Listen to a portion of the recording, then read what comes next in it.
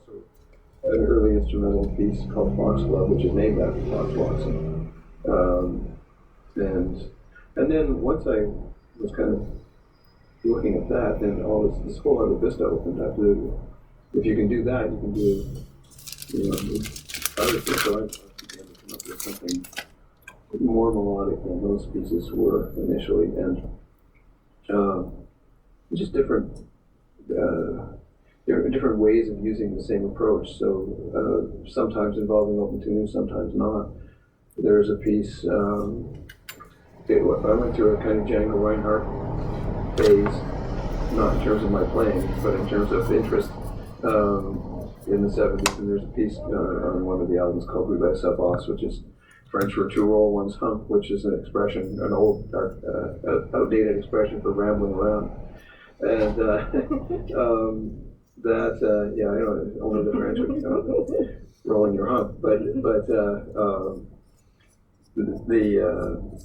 that piece is in a standard tuning, in a finger picking style, but it has a melody that's reminiscent of the kind of tunes that Django was famous for doing.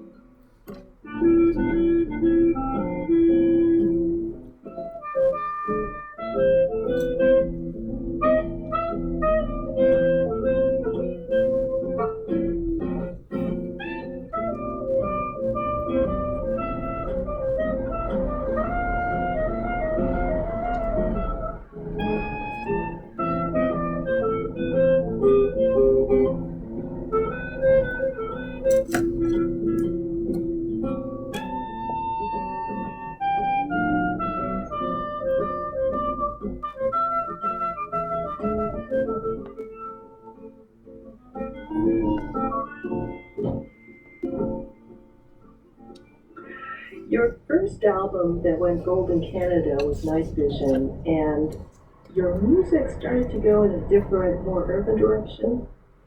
I got feeling pinned down by the response to the nature imagery that you mentioned earlier.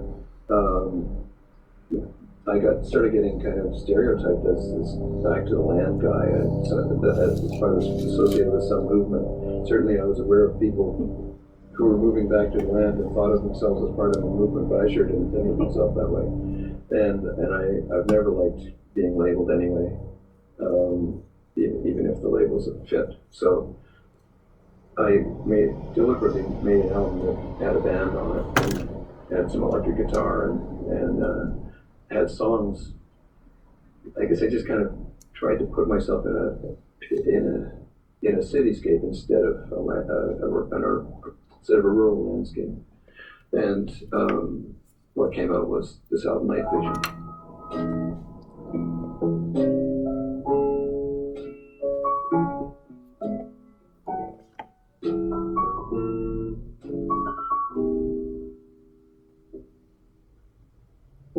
I was up the road on Easy Street,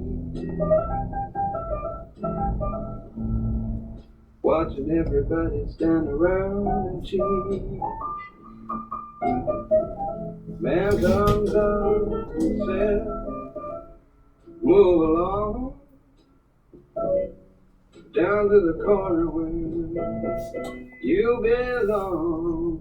But Mom just wants to barrel all night long.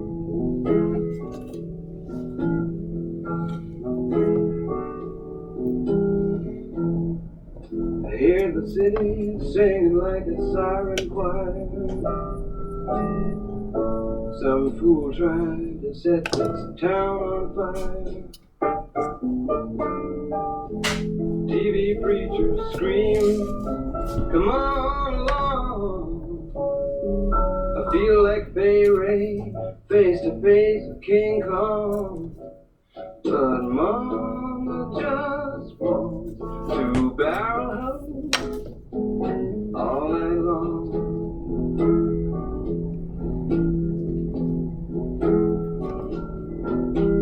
Mama just wants to barrel all night long.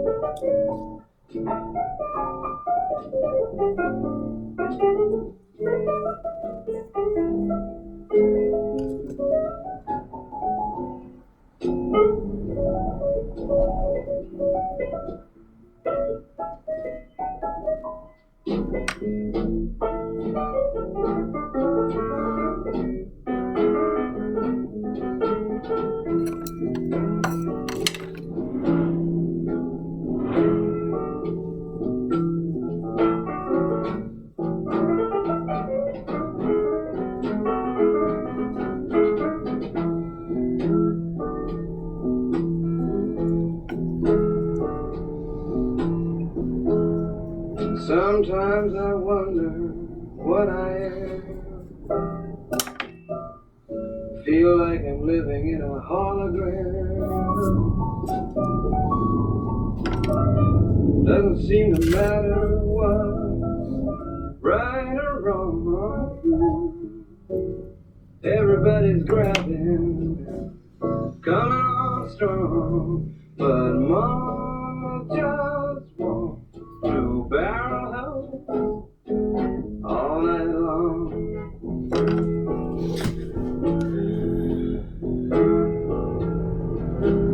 Mama just wants to barrel all night long.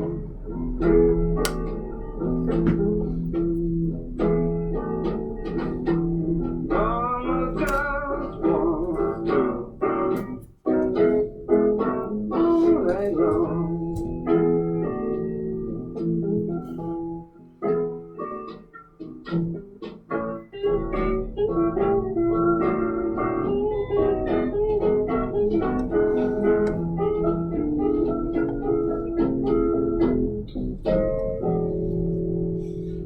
it's oriented toward the city, and it was a very popular album, the most popular up to that point, which scared me because it caused people to get excited at the shows, and having grown up in the coffee house atmosphere where the appropriate audience attitude was one of quiet reverence for whatever was on stage.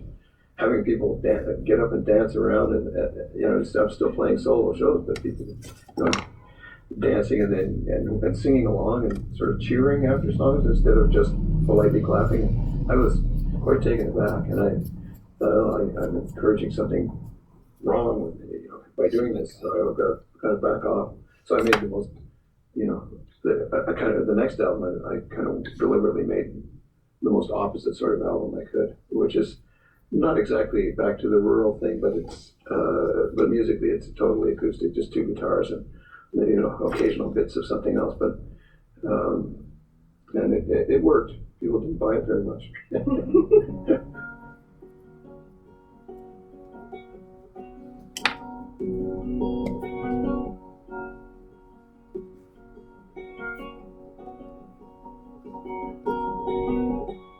All the diamonds in this world that mean anything to me are conjured up by wind and sunlight sparkling on the sea.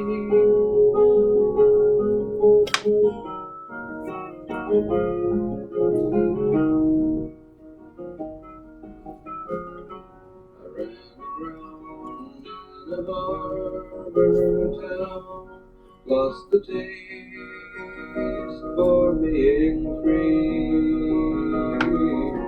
Thank God he sent some gold-chased ship to carry me to sea.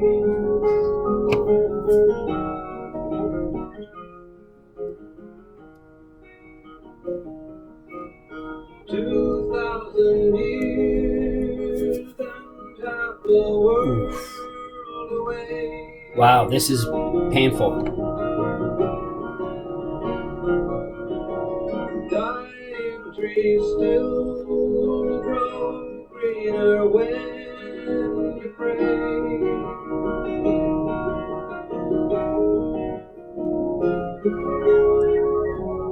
Silver skates flash bright and fade in reeds along the shore. Like the burning sea of